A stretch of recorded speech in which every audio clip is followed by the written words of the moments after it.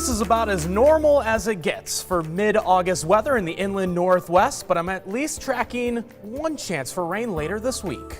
I know I'm responsible for the life of my pet. Well, pet owners across the country and the Pacific Northwest are being warned about a potentially deadly algae. We will tell you what to look out for.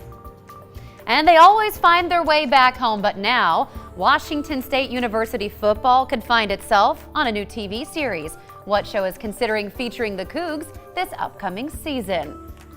Well, thanks so much for being with us here on KREM 2 News at noon. I'm Jen York. Laura Papetti is off today. Well, we are certainly warming up here at the noon hour, and it looks like we're getting back to more average temperatures.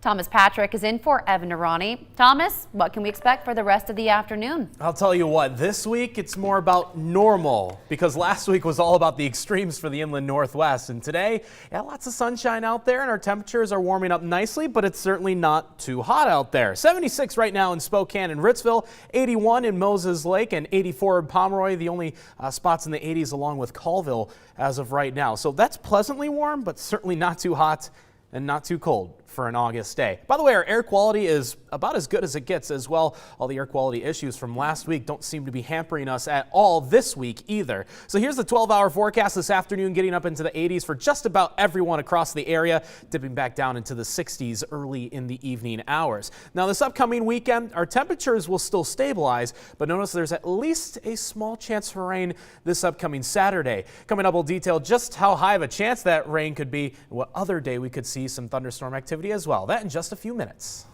Thomas, thank you. New at noon, firefighters are making some progress on the Williams Flats fire burning on the Colville Reservation. It is now 50% contained. It has burned a little more than 45,000 acres. Crews are still working to repair washed out roads today following last weekend's storms. There is a level 1 evacuation in place for areas south of Four Corners. This also applies to Lake Roosevelt shoreline along 9 Mile Hellgate Road. There are several road closures in that area as well. Four Corners, Old Creeks Road, and the 9 Mile Frosty Meadows Road, and the Silver Creek Road and Coon Road. The North Creek fire in Colville is a little more than 400 acres in size. It's burning right now on U.S. Forest Service land in Stevens County. At last check, it was 70% contained. Authorities say crews are working to cut down damaged trees near roads. They're also watching for hot spots. Some roads are closed in that area, including North and Middle Fork Mill Creek Road, along with Rocky Creek Road and Beestrom Road. Those also remain closed. The cause of that fire is under investigation. Moving to North Idaho, the CCC fire near Cataldo is a little more than 500 acres. And new at noon, firefighters say it is 70% contained. The fire's size has not changed much. Right now, crews are mopping up and working on fully containing that fire. It's burning on industrial timber property. CCC Road from Cataldo to Wall Ridge Road is closed. The Trail of the Coeur d'Alenes from Cataldo to Kingston is also closed. So is Road 259 on the backside of Cataldo Mountain. There are no evacuations in place. Be sure to check KREM.com for the changing wildfire conditions. And for updates on evacuation notices, you can also download the new KREM 2 mobile app.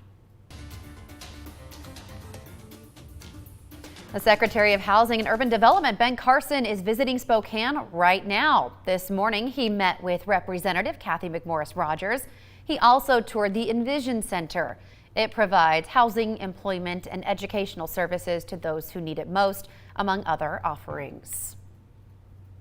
12:04 now. Authorities found a missing Portland man dead at the Oregon Zoo. Police say he was found yesterday inside the rhino exhibit. You're looking at file video here.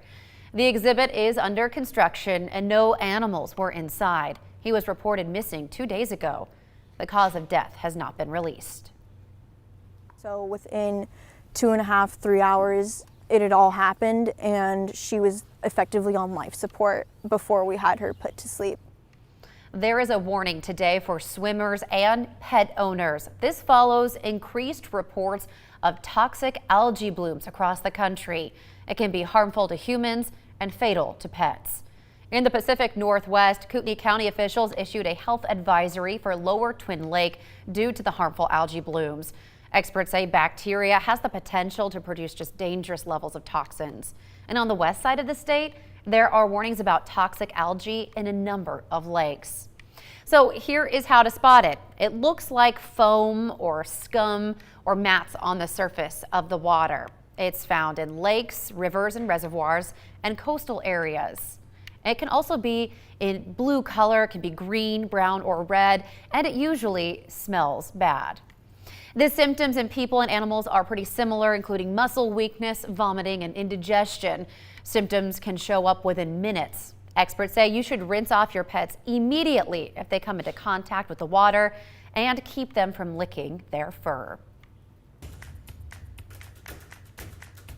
Well, new at noon, the Cougs could be coming to a TV screen near you, not just for a football game.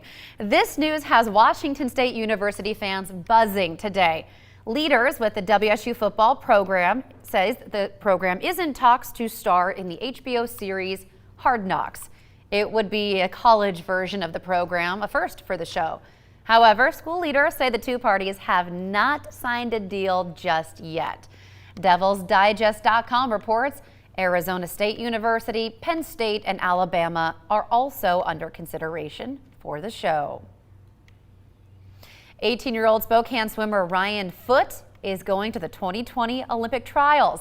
That itself is impressive, but as KREM 2's Karthik Venkatraman tells us, how he qualified at Junior Nationals this past week was equally impressive. In the 100-meter breaststroke, you have to be fast, and especially fast, if you want to qualify for the Olympic trials. Yeah, it's a sprint. Spokane's Ryan Foote was at Junior Nationals with one purpose in mind: qualify for the Olympic trials. He needed a time of 1 minute and 3.29 seconds to do it. Well, it's been my goal for a whole year, and I've been training for it, so I wasn't like expecting it, but I knew I could do it. In his first race, he came up short. In a second race later that night, he came up short, and the next day in a time trial, he came up short again. I came there to do it. I wasn't going to leave without getting that time. And there's a lot of swimmers, a lot of athletes in general that say they want something, but then they don't back it up. And, he said he wanted it and backed it up. That persistence paid off. Go, Ryan. On his next time trial on the third day, he got the time he needed by 0.04 seconds. It's a fun story to tell because, he didn't give up. He didn't mope about it. Of course, he was disappointed, but, he got back up and kept attacking it and kept attacking it. I was just mentally exhausted. I was just finally. It's even more impressive that he qualified, considering the breaststroke has only been his main swimming style for 2 years. He swam long distance races in his younger years before the fast 100 meters. I guess sprinting is a lot more fun because it's shorter and it's just more exciting. He says since he hasn't been doing the breaststroke long, he has a lot he'd like to improve on. But he believes his work ethic and persistence will make him as good as he wants to be. How high do you think your ceiling is? As high as I want it to be. For now, he's good enough to make the Olympic trials. Well, that's pretty darn good.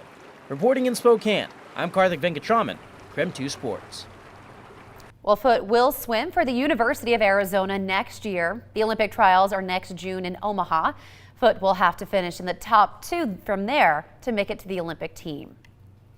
Coming up on 12:09 now, workers may be guilty of telling a white lie to get out of work. We will tell you about a new survey revealing what excuse is used the most.